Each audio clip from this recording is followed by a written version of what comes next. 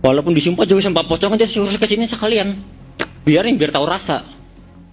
Saka Pocong juga berani. Sumpah pocong tuh Saka tahu itu ada di proses hukum kalau tidak salah, betul ya? Sumpah pocong itu ada di proses hukum juga. Tapi sumpah pocong itu maksudnya Saka berani bersumpah. Ketika Saka berbohong, maka Saka yang kemudian mendapatkan bala atau musibah. Saka berani terima pocong. Apapun yang akan terjadi juga Saka siap. Dan apabila memang ada penyimpangan-penyimpangan di dalam penyidikan daripada oknum anggota penyidik, lakukan pemeriksaan. Propam kita ada, kita punya Kapolri, kita punya juga Kompolnas, supaya betul-betul mengambil langkah-langkah hukum terhadap oknum-oknum penyidik yang menyalahgunakan penyidikan. Liga pada waktu itu diminta oleh siapa jadi saksi? Pak Rudiana, Pak. Pak Rudiana. Oke.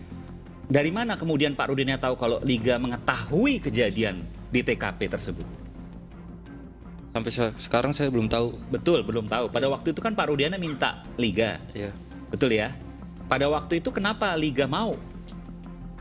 Karena dimintai keterangan soal almarhum Vina dan Eki yang dipakai, dari helm, keadaan motor, itu saja awalnya yang diminta. Saka sempat waktu itu disiksa. Sempat. Di Polda Jabar juga sempat, sebenarnya pernah aja siksaan. Apa bentuk siksaannya? Dari pukulan Apa yang dipukul? ke badan. Bagian mana? Ya badan sampai diinjak, dijejak. Itu di Polres atau di Polda? Dua-duanya sebenarnya ada. Nggak apa-apa, Saka cerita aja sekarang, nggak apa-apa. Ini semua baik Mabes Polri juga punya niat baik untuk kemudian mengungkap semua ini. Sekarang juga ada pemeriksaan-pemeriksaan terhadap para penyidiknya pada waktu itu. Kalau penyidik terkait enggak. siapa yang nyiksa? Ini data baru. Polisi lain. Polisi lain. Anggotanya, bukan penyidik. Bukan penyidik. Bukan. Kalau penyidik itu berani berjumpa karena dia nggak ikut memukulin.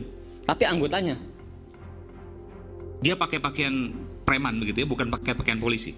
Ya ada sebagian, ada yang pakai preman, ada yang pakai polisi. Berapa orang? Banyak. Bukan 1 orang, 2 orang. Lebih dari 5 orang? Lebih. 10 orang?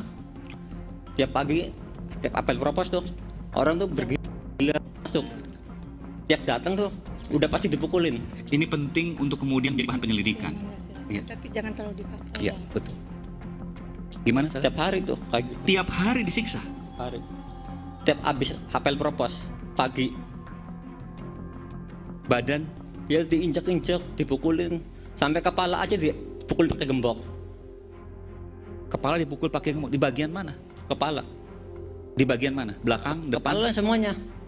Yang dewasa Berkali-kali? berkali-kali sampai bocor kepalanya. Berdarah? Berdarah bocor. Setiap hari? Enggak setiap hari itu. Waktu itu pernah sekali. Tapi penyiksaannya setiap hari, bentuknya berbeda-beda? Berbeda-beda. Setiap hari. Oleh karena itu Saka pada waktu itu mengikuti apa yang mereka mau? Iya. Karena udah nggak kuat lagi sama siksaan itu. Udah nggak bisa nahan siksaan. Saka dikasih makan waktu itu? Saka emang kasih makan, tapi ngasih makannya nggak sewajarnya. Dilempar di lantai. Kalau nggak dimakan, bakal dipukulin lagi. Jadi piring berisi nasi dan lauknya? Bukan piring. Jadi nasi bungkus. Nasi bungkus? Waktu di Polresta itu. Sudah dibuka karetnya, dilempar? Dilempar. Jadi berantakan? Nasi berantakan di lantai. Dan Saka makan dari lantai itu? Iya. Kalau nggak dimakan, dipukulin lagi. Demi bongkar kebenaran kasus Vina, Saka Tatal berani lakukan sumpah pocong. Salah satu mantan terpidana kasus Vina Cirebon, Saka Tatal, kembali memberikan pengakuan soal peristiwa yang dialaminya saat penangkapan oleh polisi. Saka mengungkap, pernah disiksa habis-habisan oleh penyidik agar mau mengakui tuduhan bahwa dirinya merupakan komplotan yang menghabisi Vina dan Eki.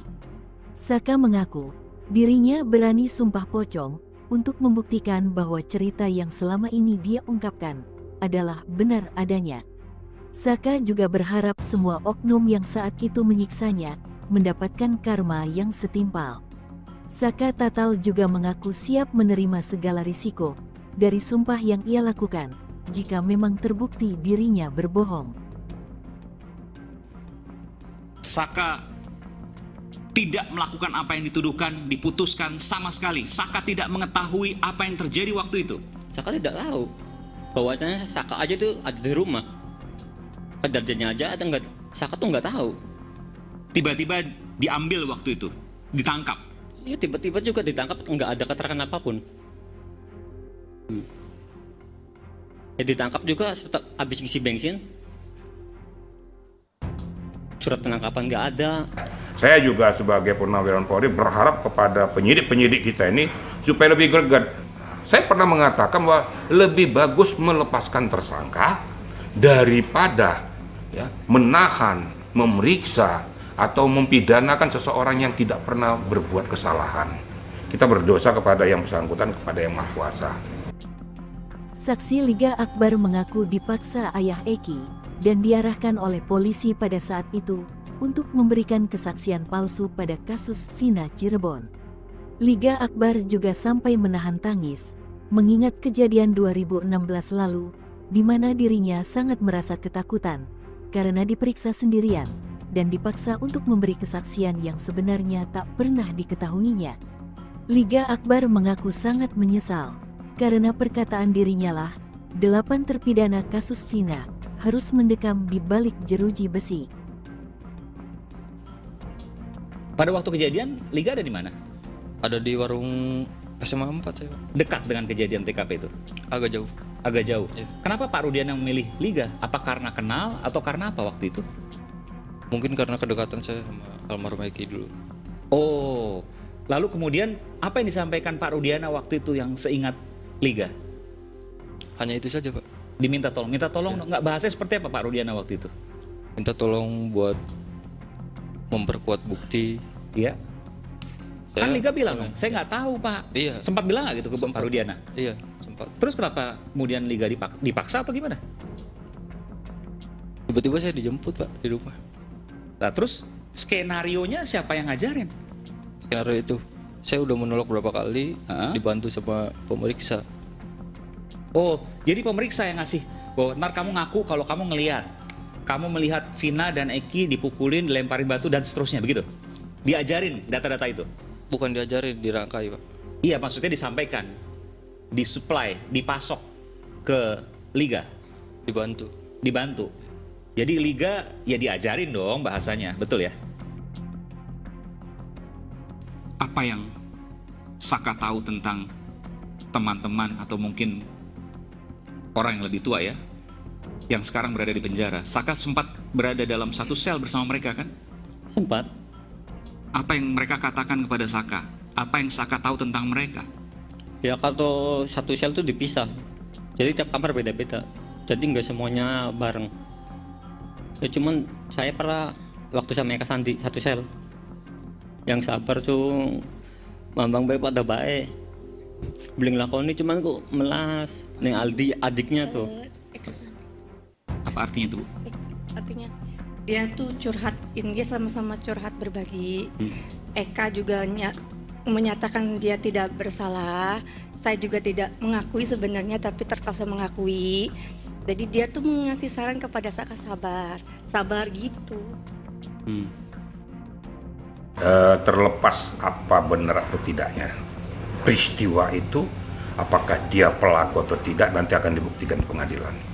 Namun saya menyampaikan, saya mantan Karawasidik. Kalau situasi ini sudah booming, alangkah bodohnya kalau seorang Kabar Reskrim ataupun Karawasidik itu menutupi permasalahan ini. Suatu hal yang impossible menurut saya. Contoh aja kasus Sambo. Sudah booming, tidak ada yang bisa ditutupi. Semuanya kalau yang terlibat tuh langsung kode etik. Nah, apalagi hanya cuma kasus gini. Nggak mungkin lah menjual nama baik institusi seorang Kapolri, seorang Kabar Reskrim, seorang Kapolda hanya kasus seperti ini. Saya yakin akan diungkap. Dan perlu saya sampaikan kepada rekan-rekan bahwa menetapkan seseorang menjadi tersangka adalah merupakan hasil akhir daripada penyidikan. Hasil akhir daripada penyidikan. Nah, disinilah nanti akan digelar. Digelar bukan menghadirkan hanya penyidik saja. Ada di situ Propam, ada di situ Kabaintelkam, ada di situ dari Bareskrim, ada di situ juga dari penyidik itu sendiri, divisi hukum juga ada. Mereka akan menggodok pokok permasalahan yang ada ini kemudian mengungkapkan permasalahannya begini posisi kasusnya.